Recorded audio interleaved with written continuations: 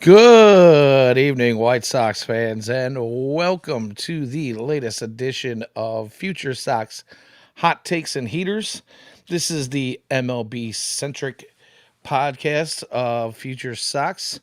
As always, I am joined tonight by my partner, Jacob Thome. How you doing tonight, Jacob? We're doing great. Ignore the extra festivities going around here. We're hustling into some things that I have not as set up as I normally am, but also MacBook's totally about to die, so let's figure that out. But other than that, we're doing good. Get it done because I am also on a little bit of a Las Vegas sensory overload recovery. 4.5 days is just man, it's more than enough when you're in Vegas, and the noise is pretty much constant until you get back to your hotel room when you're in Vegas. And my goodness, man, I look back to like just a little over a year ago when my wife and I went with another group of friends, and we stayed 6 days. And I mean, how I survived 6 days is beyond me because this last one, I was ready to come home. Monday when we got home late Monday night, my ears were still kind of had a light ringing in the background. You know what I mean? It was just it's a lot, man. But we got a lot in. We saw some shows. We did some things. We gambled a little bit. It was a good time. Ate some good food. So happy to be back. Anything new and exciting in your world as of late, buddy boy? Dude, so much going on right now. So MacArthur, if you don't know, because it kind of happened just like out of the fly. I don't even want to say out of the fly. It literally, I don't know if I've told this story before, and I don't want to get too far into it, but I applied for a job in Springfield, didn't get it. But the dude was like extremely nice. He was like, "Yeah, like you're a great kid. We just like don't need you. We don't need this position anymore." And I was like, "All right, I get that. That's respectable." And then I get a call like 2 days later, um, and from a radio station indicator, and he's like, "Hey, we're looking for something like on the fly. We just have one of our guys just left." I was like, "All right."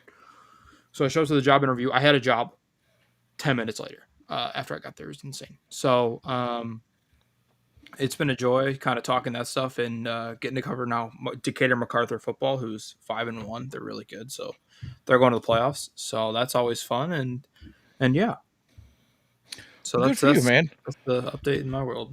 I'm glad that everything is working out for you on that front. And I'm still looking forward to getting an opportunity to do an on the air interview with you. I know we tried that once a few weeks ago. Didn't quite work out due to technical difficulties, but things happen. I mean, that's how the way the world works, especially when you're trying to do things on the fly and you try to get things up and running really quickly. So, uh, understandable.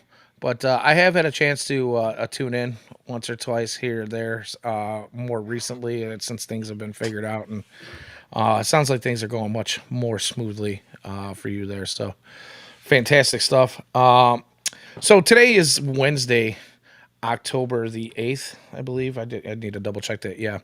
Um, and we are going to be joined by the gentleman known as Daily White Sox on Twitter, our very own Ian Eskridge. At some point during the show tonight, um, Ian usually typically focuses on the prospect aspect of the White Sox organization. But, after his show with James on Sunday, they touched on a couple of things that I really wanted to pick his brain about a little bit and delve into a little bit deeper as far as the MLB club goes, and some of this the off-season outlook that we're going to get into tonight. So, if you are here with us live, stay tuned for that. If you're listening to us recorded, stay tuned for that as well too. But Ian has a wealth of knowledge, so we'll be hearing from him very shortly.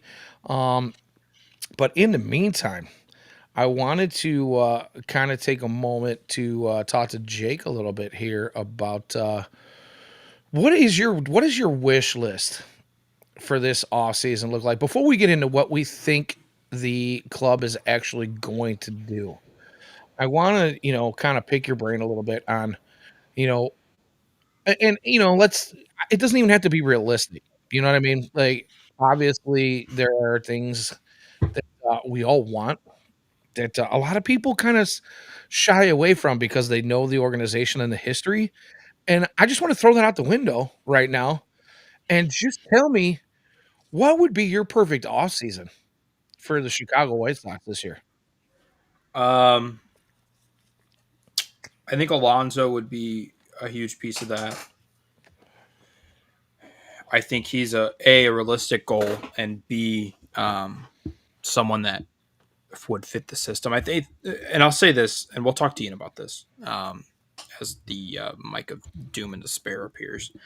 Um, Yeah, you disappear behind that thing, I tell you. dude, if it, my desk is so like shallow this way, train by the Oh, way, that oh. like I don't have room this way, so it I was like, are has the to go Hawks in playing front tonight? of.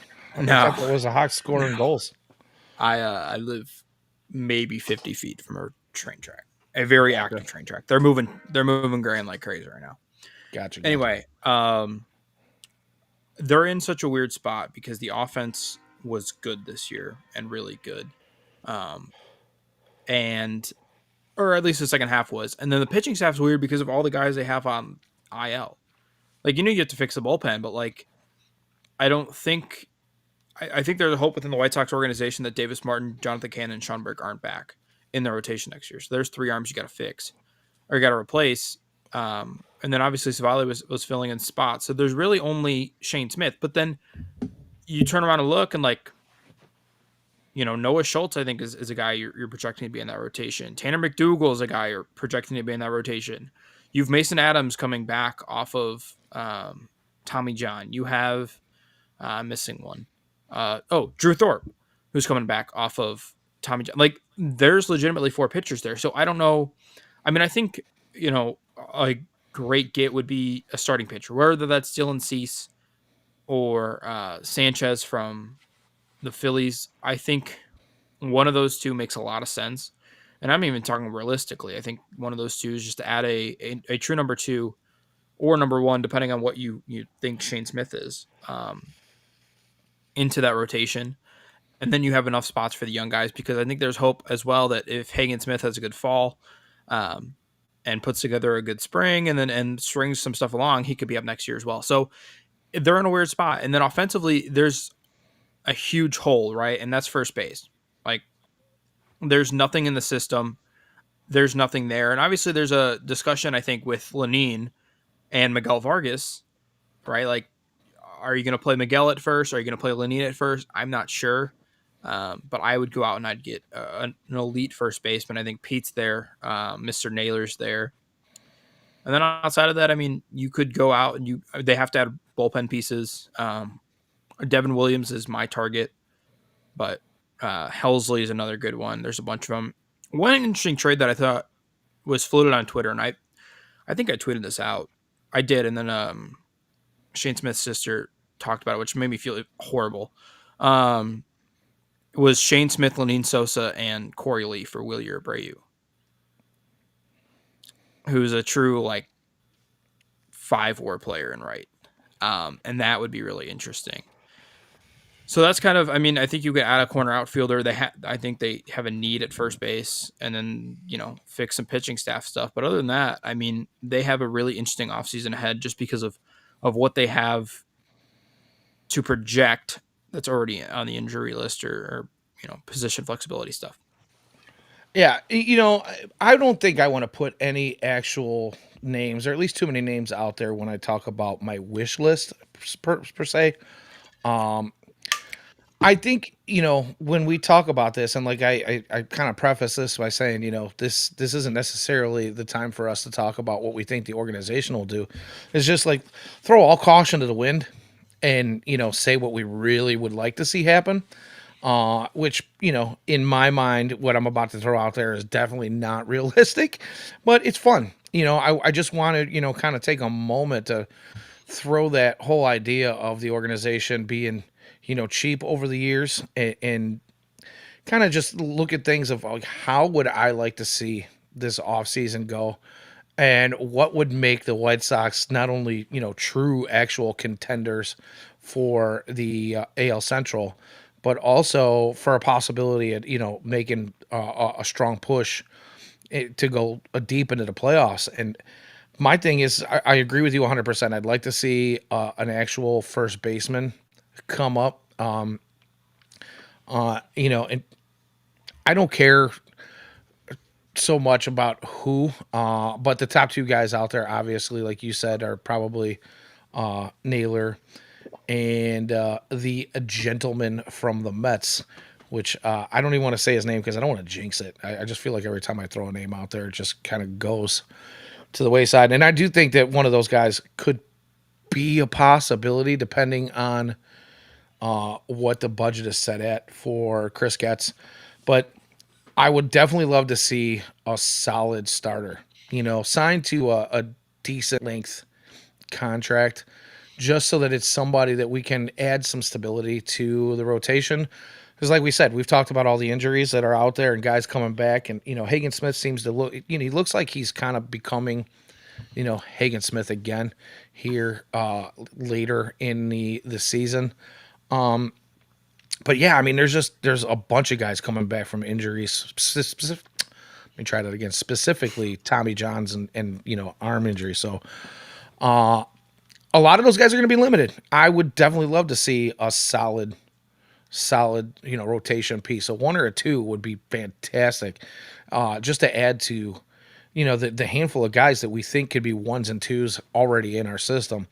The other thing is we talk about the outfield. I would definitely love to see a corner outfielder or two even get moved to the White Sox organization. If we're talking about budget not being a thing and this just being our wish list, forget about Andrew Benintendi. I Yeah. don't really care. Mike Talkman, the possibility of Mike Talkman coming back, sure, that's fine. He was a solid, acquisition for the White Sox, and I could definitely see him coming back as long as he produces the way he has the last couple of years, kind of quietly doing things that people don't really give him enough credit for. But I mean, two corner outfielders with some pop on this team, regardless of budget, would be awesome. And back end bullpen pieces, would be my wish list for this baseball team. I think the plethora of infielders that are more than capable within the organization, not just that have been up with the MLB team. I'm sure you could find, a really good starting infield with some abilities at the plate.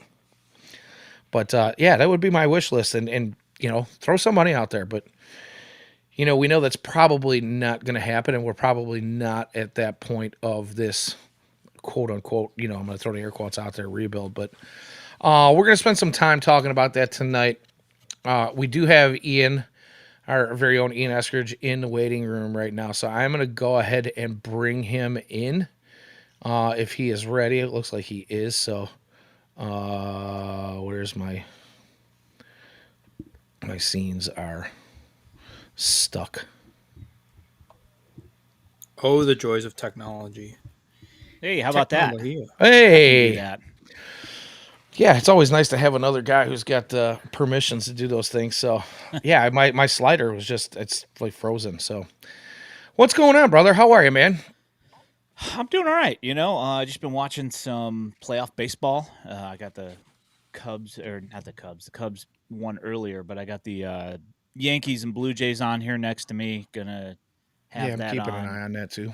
Yeah, while I'm doing, cutting up some Arizona Fall League highlights, hopefully here up in a few minutes, and yeah, that's about it. Going to work in a little while, so that's a lot of fun. Are you working tonight? Yeah, I gotta go and pull some cables over the gaming floor, so that's always easier at night. So Yeah, gotta do what you gotta do. sounds like a lot of fun. So much fun. So you're talking about that Mets free agent. I know you're thinking about Starling Marte. Sure, that's the one. I mean, you're talking about outfield free agents that you're looking into.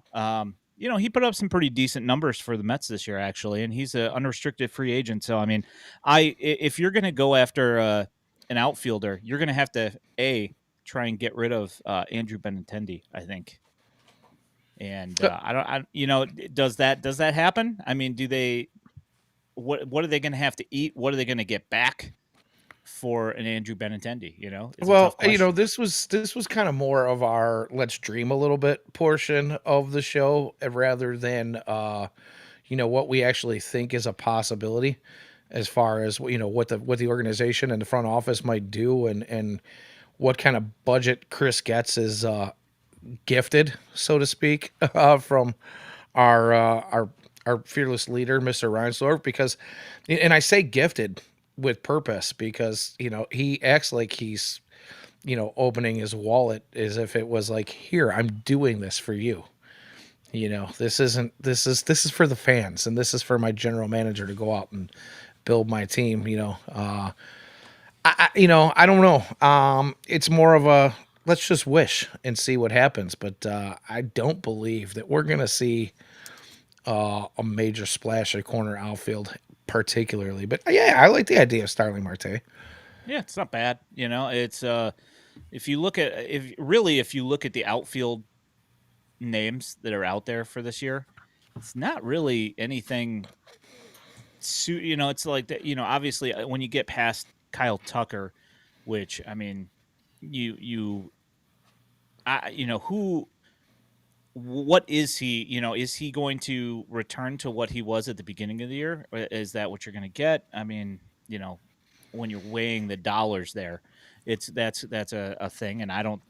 The White Sox aren't going to be in that dollar amount, looking in that dollar amount. So, I mean, you got like a Rob Refschneider and a Lane Thomas. I mean, it's like there's a bunch of names out there, but it's not really anything. Tommy Pham, we've already had him, and I kind of don't think that they'd want to bring him in for, I mean, granted, for me it's entertaining, but for their coaching staff, are they going to want to bring in a Tommy Pham again? I kind of don't think so. So Jesse Winker, does that tickle your fancy? Yeah, I mean that's I think the issue, right? And then you look at um, obviously the White Sox don't have a ton in the pipeline at outfield. Obviously Braden's coming, right? I mean he's the big guy. I wanted to pick your brain about this a little bit because we talk about this a lot. What are some of the, there's a logjam in infield, corner and middle. Who are some of the guys that you think are potential fits to move to the outfield? Because there it seems like some of those moves are going to be happening maybe this spring or maybe this offseason. Well, they moved Brooks Baldwin already, so I'd say that's one. I wouldn't be surprised if you see Chase Mydroth do that because you got Sam Antonacci, who's like nipping at his heels. He's William pounding on the Bergoya door. also nipping on the heels. And I think that the overall philosophy for the White Sox has to be get as many good baseball players on that team as you can. And, you let them kind of figure out themselves who's going to stick, because not everybody's going to be able to hit at the major league level. I mean, let's just be honest there. There's always, when you're bringing up these prospects, even if they're hitting in AA and AAA, there's no guarantee that once they get to the major leagues that they're going to be able to figure it out. And, Yeah. one of the things that we've noticed from them over the last couple of years is, you have to let these guys kind of get their feet wet, and you have to let them get some consistent ABs for you to actually figure out what they are. When Lenyn Sosa is getting like 60 ABs, he struggled. But now that he's more into a full-time role, you've seen that, I mean, granted, you're still looking at a 101 OPS plus. It's not like he's some revelation that's got like a 150, OPS plus or WRC plus, whichever number you want to look at. You're looking at a guy who is putting numbers up, but it's, is it really earth-shattering? No, but you do what you can. I think it's just the whole thing of trying to get everybody you can that can play the game of baseball and actually do it correctly. You try and get as many of those guys as you can on the field. Yeah, and so one of the reasons that I asked you to come on tonight, did I say X or est? X. One of the reasons I asked you to come on and join us tonight is I listened to your show with James a couple days ago, and early in your show, actually, you guys kind of just glanced over the draft, and James had mentioned that we're starting to see some things out there, especially there's some tweets out there that people are saying like the draft isn't what it used to be because we're looking at college players that kind of make their way into starting lineups and even pushing for it playoff positions right now. We're looking at guys that were drafted just last year.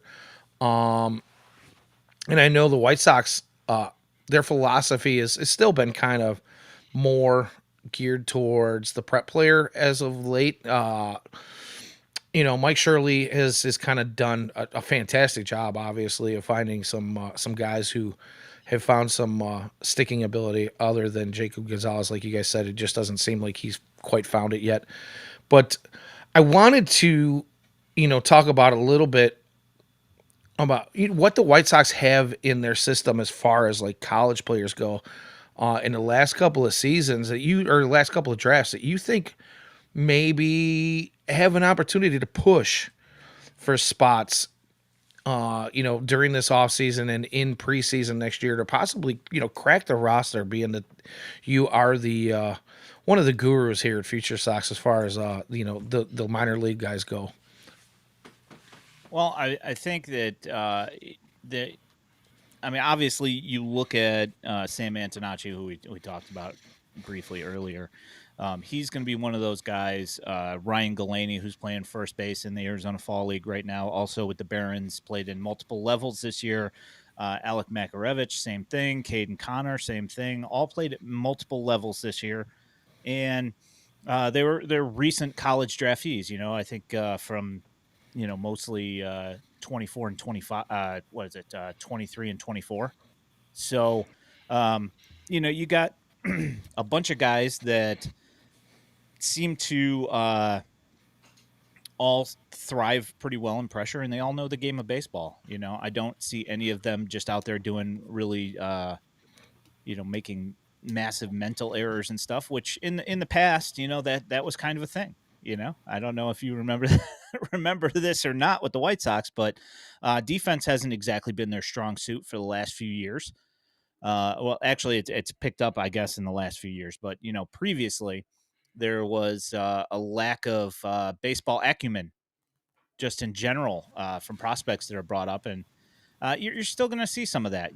I know that some people complained about Brooks Baldwin in the outfield, thinking that he made some mistakes and stuff. But I mean, at the end of the day, he normally knows when to hit his cutoff man. He normally takes good routes to baseball, and he's kind of feeling his way through it in Major League Baseball in center field. And that is what it is. But I kind of think that there are a few college guys that could make a push here to the roster next year. I think it's just a matter of which one. Like I don't know if they're going to open up the roster to that just yet. I still feel like they're kind of feeling through things and trying to work out exactly who's going to fit on the 40-man for this offseason, because it's getting trickier and trickier, and they've got so much pitching, and a lot of it is just top end talent as far as pitching goes. Even if they were drafted lower, some of these guys are pushing up and are definitely looking like somebody else that's something that somebody else would be willing to grab. I would say when it comes Higgins to Rule probably going 5, 3. when it comes to Rule 5, there's guys that obviously need to be protected right now. Let's just since you kind of brought up, figuring out the 40-man. I did want to ask you really quickly, Who of the guys that need to be protected are you the least worried about, or at least who are the guys that are Rule 5 eligible that you're least worried about getting scooped? Do you think in the coming days, and who do you think is probably a shoe in for the 40 man that isn't already there? Well, I'd say probably the guy that I'm least worried about being taken is Sammy Zavala, just because he's only was in advanced day, and knowing that they have to keep them on their The major MLB league roster. roster for the Yeah. 26 man for the entire year. There's just no way that somebody's going to be able to hide him out there unless he just absolutely takes off. Which, I mean, he definitely looked better this year, and he looks like he made a bunch of improvements.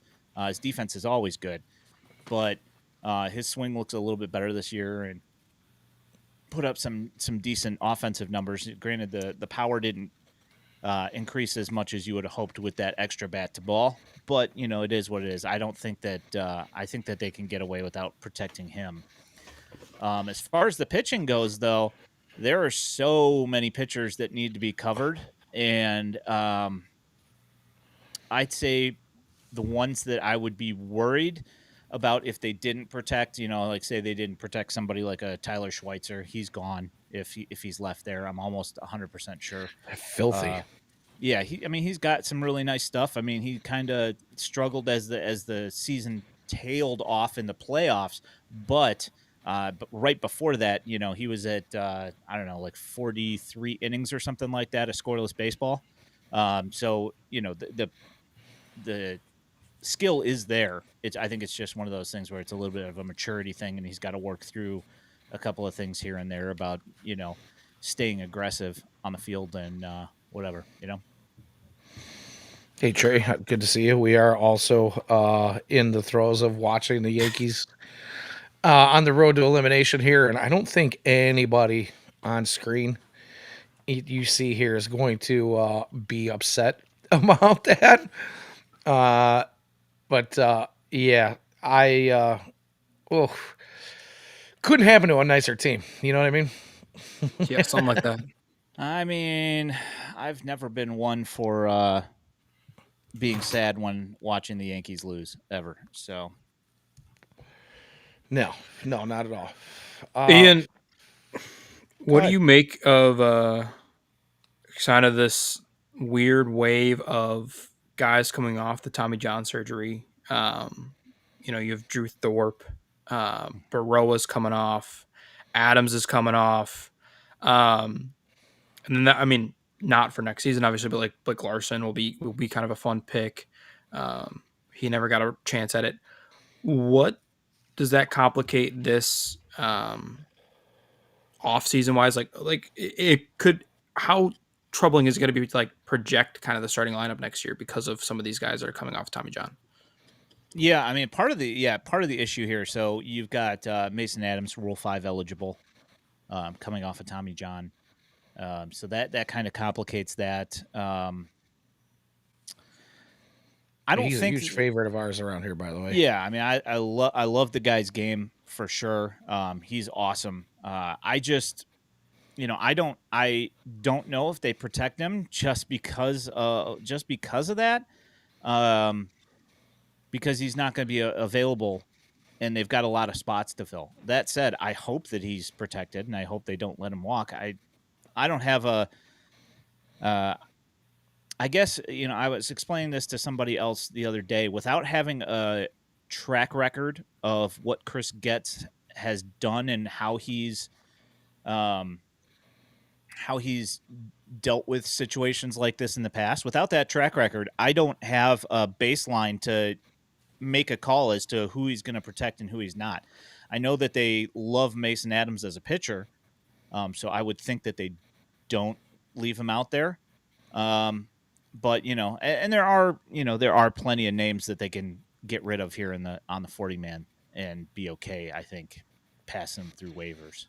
So Yeah, and I mean the thing with the only thing that kind of worries me about Mason Adams is there is the thought that again, you scoop a guy in Rule 5 the team that does that has to keep them on their 26 man for the unless entirety, they're unless injured, there's and then they can stash injured. them on the 60-day IL. So Right, it's entirely possible that they could take a risk on that, and just right. knowing that he's rehabbing, they can just stash him on the 60-day IL, and at some point he has to come off of that.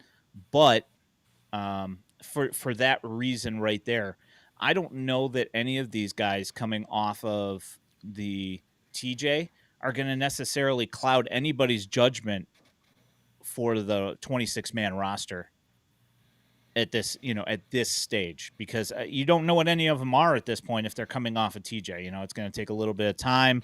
They're going to have to do their rehab stints and all that Yeah, some of stuff. them haven't even So started throwing programs, so it's kind of difficult to even prognosticate. And I'm glad that you have been able to kind of shed some light on that, because I have seen it come up on the socials a few times where people are trying to figure out what's going on with that there. And it's in my opinion, it's probably the toughest job that the GM has in the off season this year, is kind of figuring out who those guys are that need to be protected and who aren't. Because as you say, there are a handful of guys that, even coming off of Tommy John, I think there's a lot of teams out there that would not mind taking a shot at those guys, regardless of where they're at in their rehab, just because of who they were before Tommy John, and where you know where Tommy John and the rehab and all that stuff, how far we've come along over the years, and how most guys now are recovering sooner, much quicker.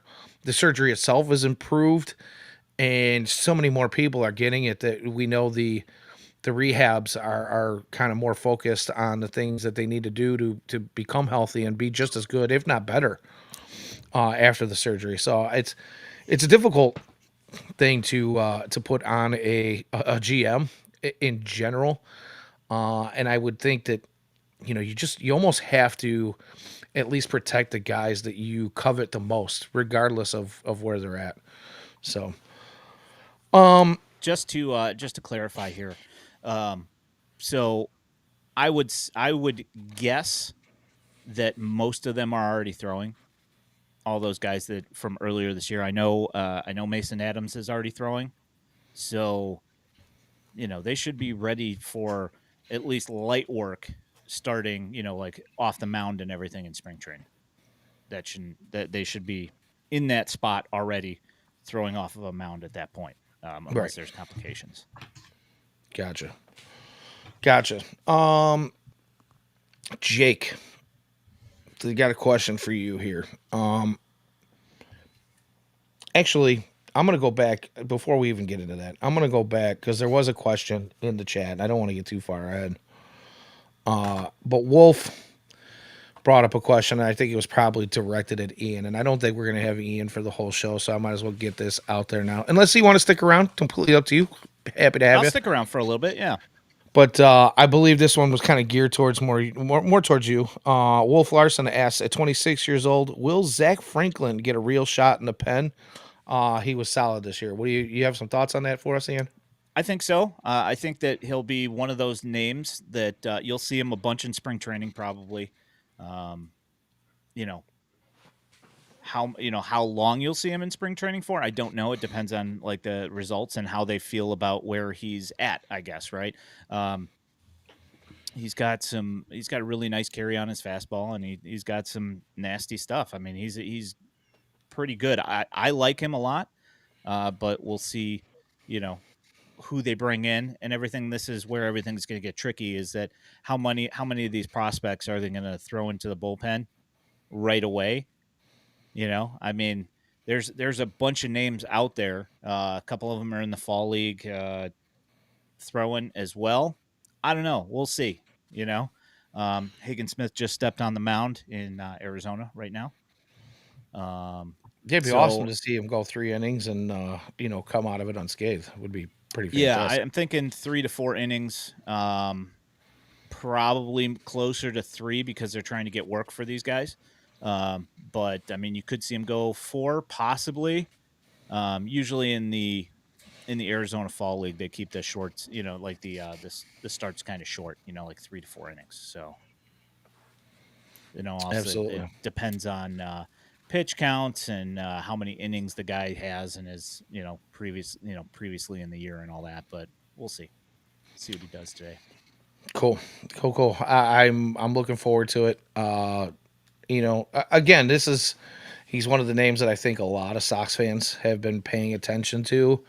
I think gone are the days of like the super casual fan where people kind of just show up on opening day and they're like, "Oh yeah, I maybe heard this guy's name before." I think with all the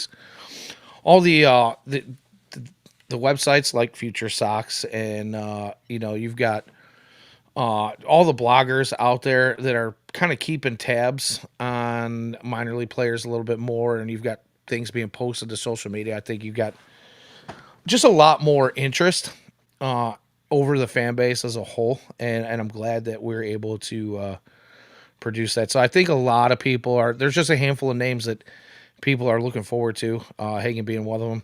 Wolf brings up McDougal, another big one out there that people have heard a lot of. There was a thought we might even get a chance to see him at the end of the year this year. It didn't quite work out that way, but yeah, looking forward to seeing some Tanner coming up here shortly, as well as a bunch of other names that we mentioned tonight. But I want to get into a little bit of what since we did our kind of our wish lists. I want to get a little bit more involved, or at least talk a little bit more about instead of wish list, what we actually think the offseason plans might hold for the White Sox, and who you guys think might actually be true possibilities to be part of this roster and the organization come next season, whether it be somebody from the minor leagues or even an outside player. But before we get into that, I do want to kind of preface that I was listening to Sox in the Basement earlier.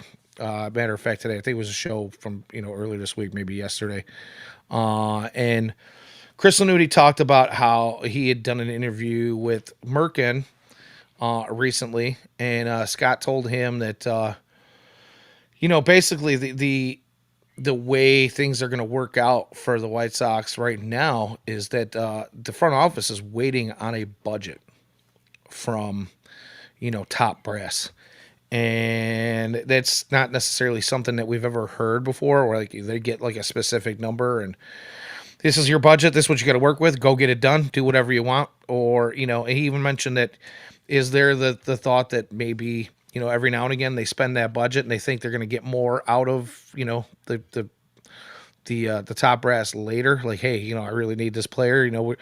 Harkens back to the Moneyball scene where you get Billy Bean asking for a little bit of money and then throwing his own salary in and paying back the team later. Like, I don't, those things, I don't believe those things actually kind of happen, especially in the White Sox organization. But pardon me.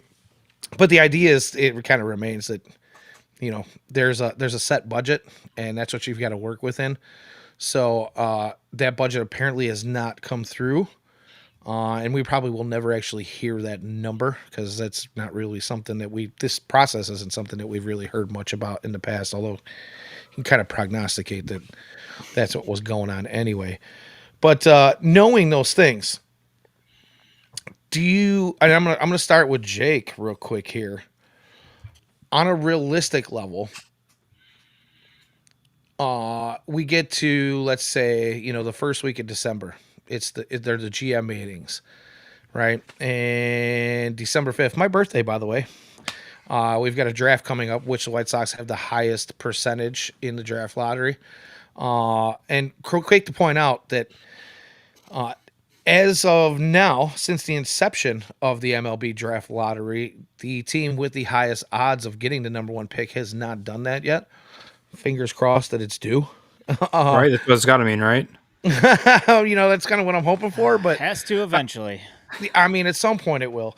But the reality is even though you're at the highest odds, if you really kind of break it down, the odds are not it's typically in your favor. They're a little more in your favor than the other teams that are in that draft, but the odds are against, believe it or not, that you're actually going to get that first pick.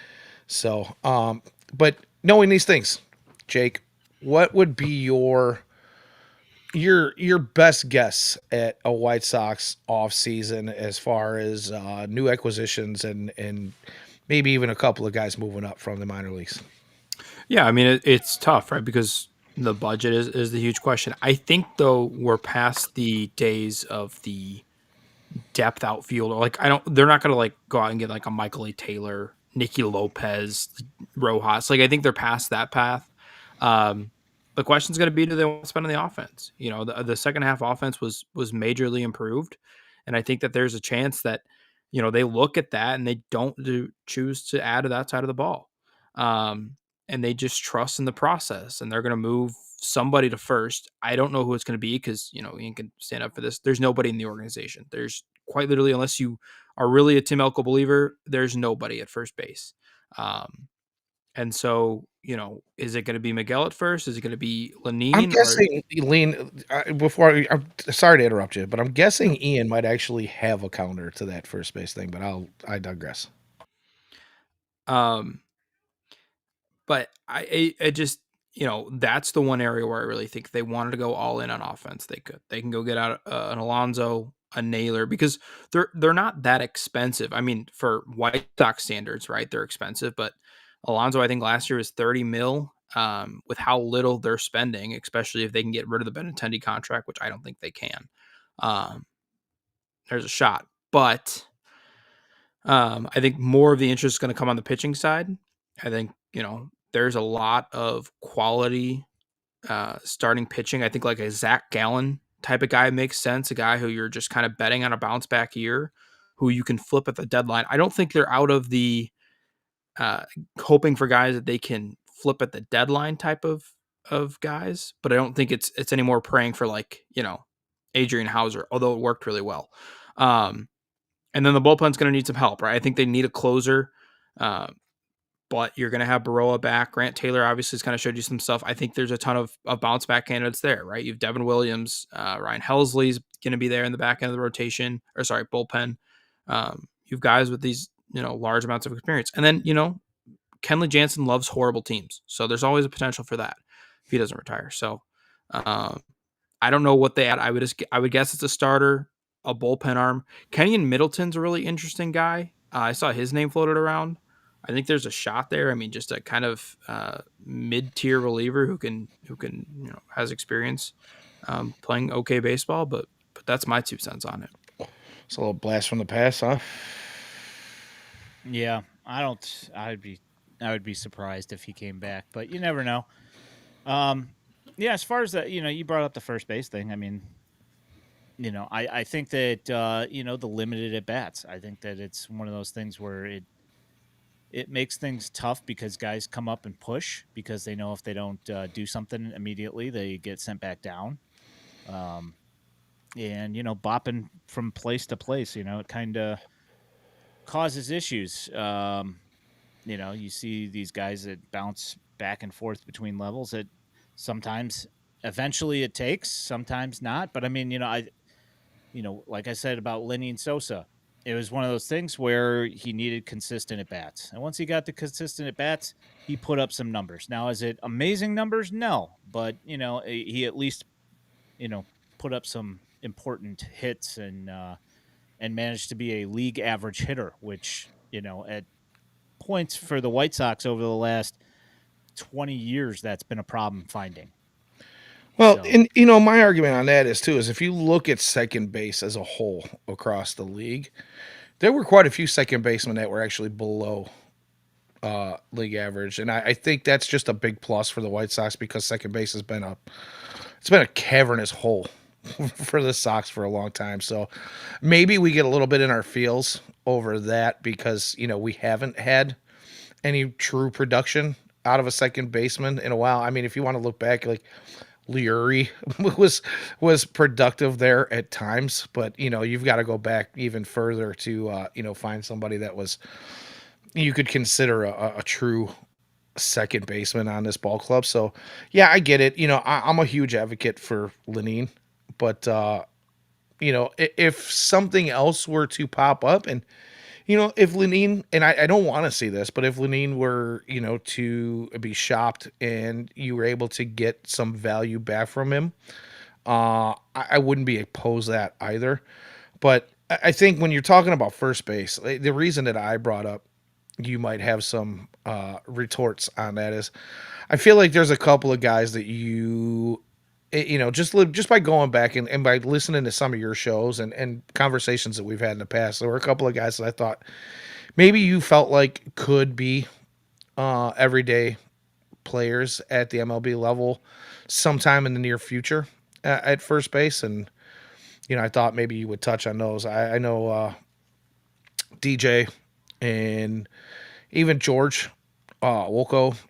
He's been pretty good in the outfield, but there's been talk about him possibly spending more time at first base. I thought maybe you would kind of lean on that a little bit, but apparently you're not feeling super awesome about any of those guys, huh? It's not that I don't feel good about any of our prospects. It's just I don't know what their plans are, and I know that there's a bunch of guys that are going to be gone. It all depends on when we see when the season ends here, and we see who gets let go. Then I feel like I can look at it a little bit more and say, okay, now I feel like I'm pretty positive that Braden Montgomery is going to get every chance to make it to the major leagues within like the first month and a half of the season. Like I don't Okay. see that as like any sort of bold statement. I think it's just one of those things where it's going to take, he's going to have to be healthy here, and he's going to have to play in the Arizona Fall League, and then come out in spring training, and then look like a baseball player. And I think if that happens, then everything's, all bets are off. There are guys that I think that could make a dent in the White Sox. I mentioned Galaney earlier as being one of those guys. Ryan Galaney. Yeah, Ryan Galaney. He plays first base, and he played on the Barons this year when they won the championship. I mean, it's entirely possible that he could get a shot. He's Sorry, a I said slightly DJ. more. I was thinking Gladney, but yeah, Galaney. Oh yeah. DJ Gladney. He got hurt in the championship series in the first game, running into the wall out in center. And I got reports that he was doing okay, but then we never saw him again, other than hanging out in the dugout.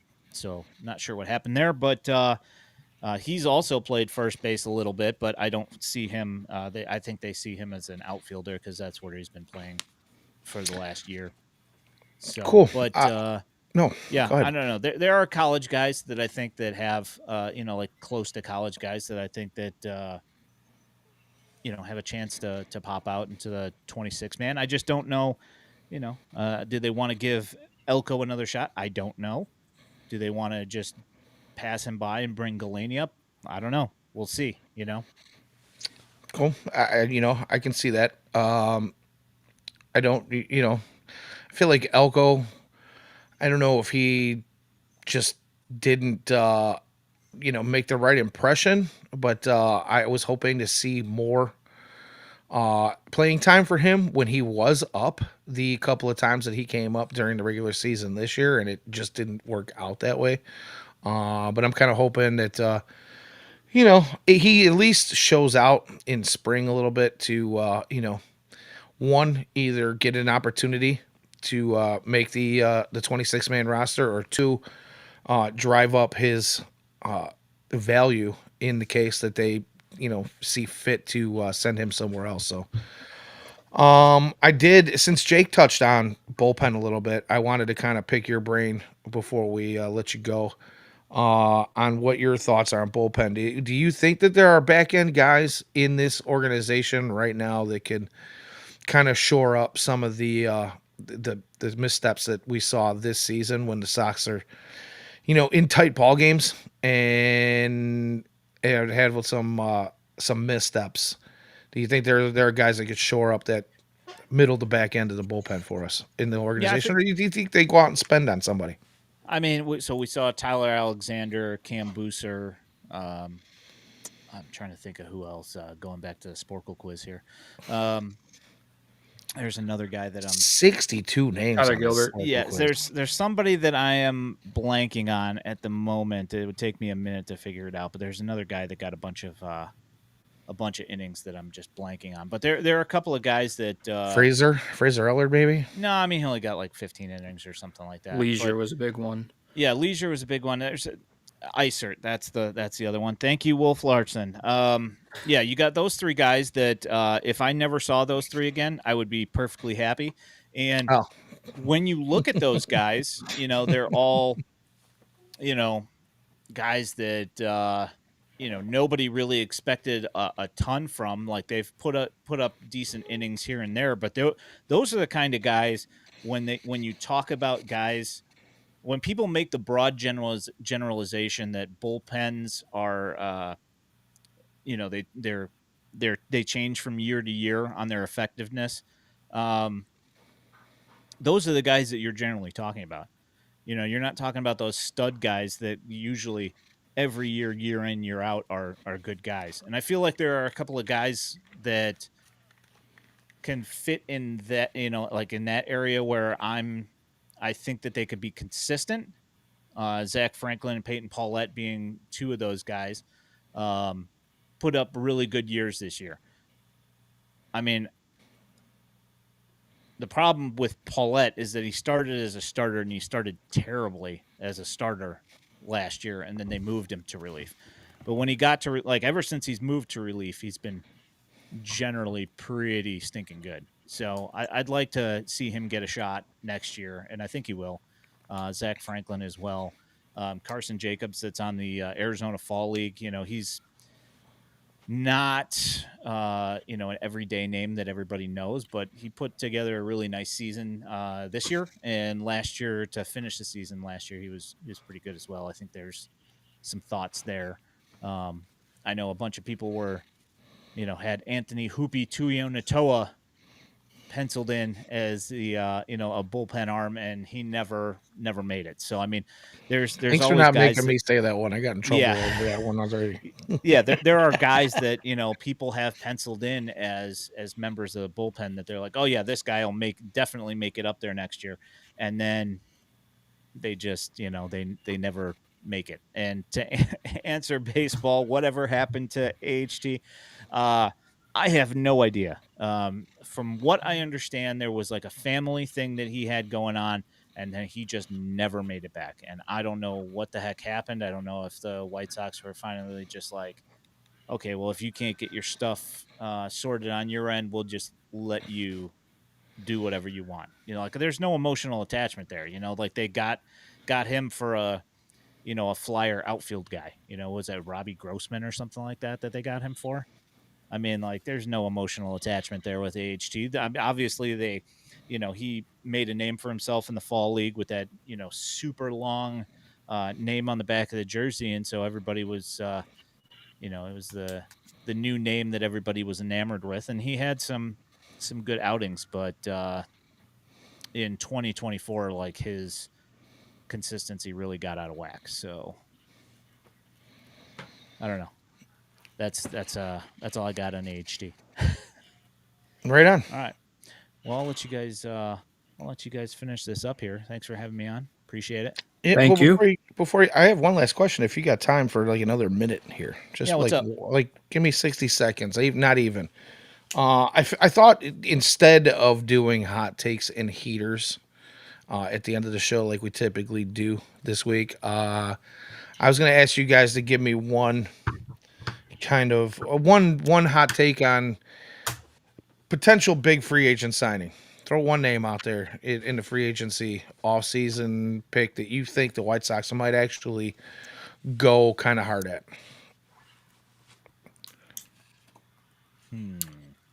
Or if there isn't one, if you don't think they're going to do anything, I'll take that too. Christopher Sanchez. That's my guy. That's what I'll take.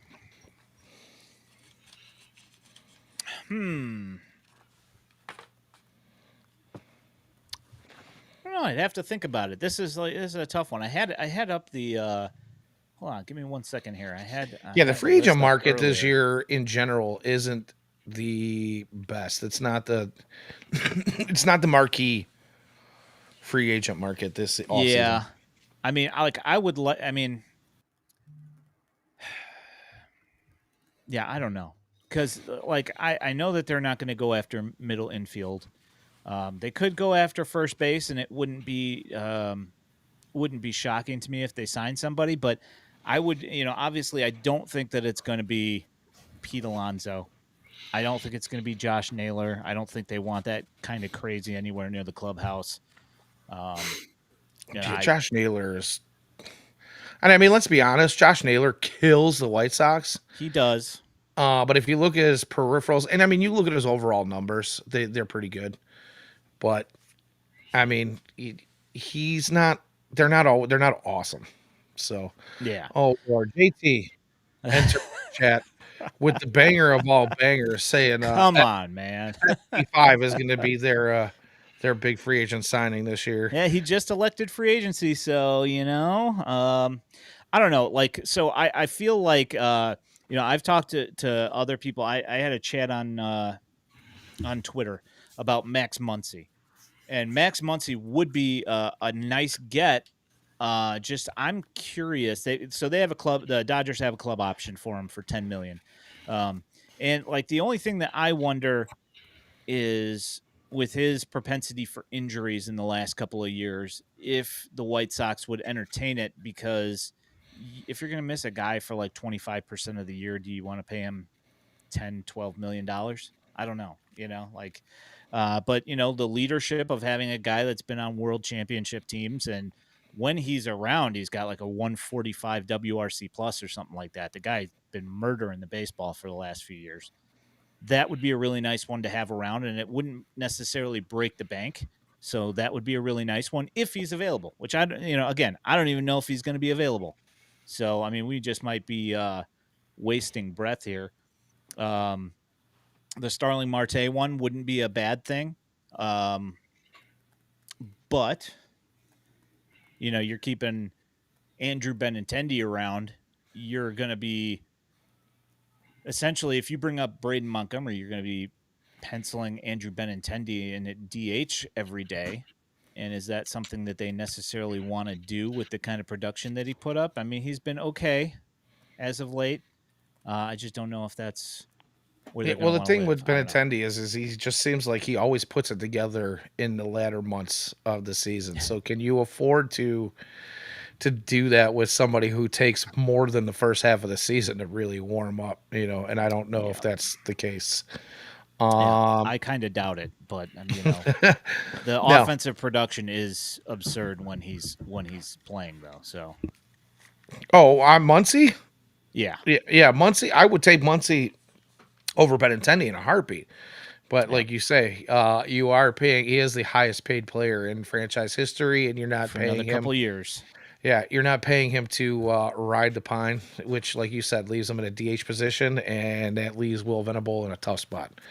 So, I know that there's a bunch of starting pitching as well. I mean, like that's the one thing that's actually out there that they could probably find some guys that they could look at to keep around. I wouldn't be surprised if there's a couple of journeyman guys that get picked up by the White Sox just for starting pitching. I just don't know who I would say that would be. That's a good question. I mean, they could, if they're looking for a guy that they could possibly sort out and make him good again. Like you could be looking at somebody like a Nestor Cortez as like some sort of a reclamation project. That wouldn't surprise me. Maybe you could possibly see maybe like Herman Marquez or something like that they could grab to try and get him back to his previous we get the situation. Pirates days of Herman Marquez. Yeah, I mean there are a couple of guys. Pittsburgh when he was the most successful, right? Yeah, you got Dustin May. It's another guy that you're going to have to worry about. He's had injury issues, but the guy throws absolute gas. Yeah, I don't know. Who's from near Chicago? I think we got to figure that out too. Yeah, I will do a by high school graduation. Who was the closest guy who played closest to the rate, and then that's your answer. Right. You Um, got to pick up the local kid that the hometown hero, if you will. yeah, entirely possible. Yeah, I mean, I could see like somebody like a Dustin May. The guy throws absolute gas, and he is a absolute freak show. Um, if that's somebody that they feel that they could sort through, maybe that might be a guy. Maybe Griffin Canning, who's been one of my guys that I've liked for a really long time throughout the Angel system before he moved on to the Mets. That would be an interesting project. I don't know. We'll see. So there's my answer. Yeah, Lots of and stuff. yeah, right. And as you said, starting pitching's out there. Jake obviously threw his guy out there. Anybody in the position player realm you see, Jake, real quick before we sign off?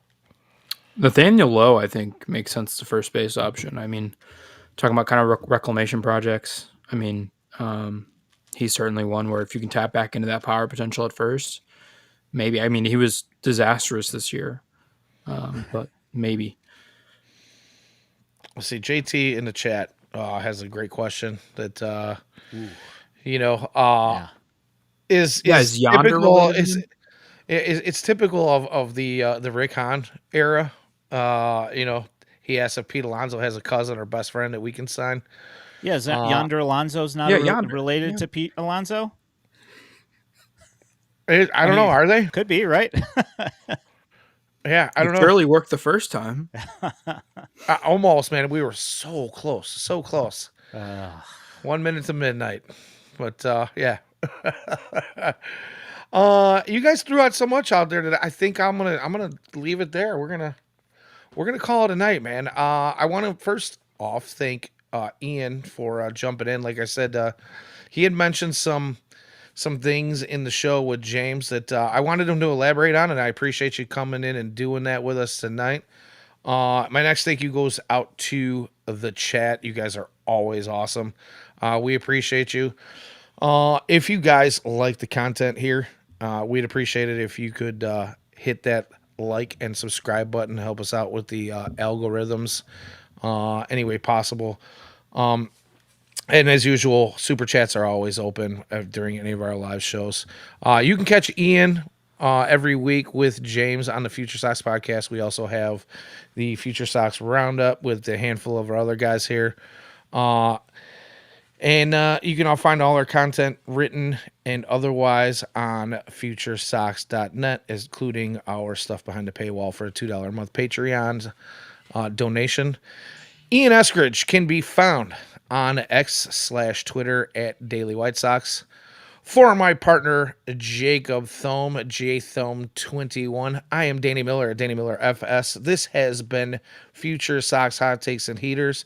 We will see you all next week, Wednesday at 8 p.m. And as always, go White Sox.